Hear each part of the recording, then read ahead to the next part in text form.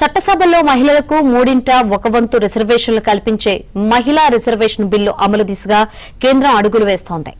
2029 సార్వత్రిక ఎన్నికల్లోపే మహిళా రిజర్వేషన్లు అమలు చేసేందుకు వీలుగా బిల్లుకు ఏకగ్రీవంగా మద్దతు ఇవ్వాలని కోరుతూ లోక్సభ, రాజ్యసభలోని అన్ని పార్టీల ఫ్లోర్ లీడర్కు ప్రధాని లేఖ రాశారు. ఈ నెల 16 నుంచి ప్రారంభం కానున్న పార్లమెంటు ప్రత్యేక సమావేశాల్లో ఈ బిల్లుపై చారిత్రక చర్చ జరగనుందని, దీని ఆమోదానికి సహకరించాలని విజ్ఞప్తి చేశారు.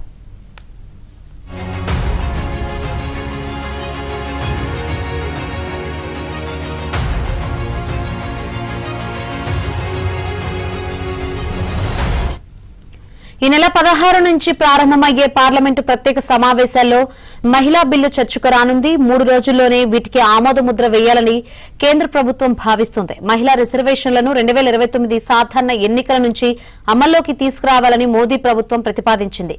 దీనివల్ల చట్టసభల్లో మహిళల ప్రాతినిధ్యం గణనీయంగా పెరుగుతోంది.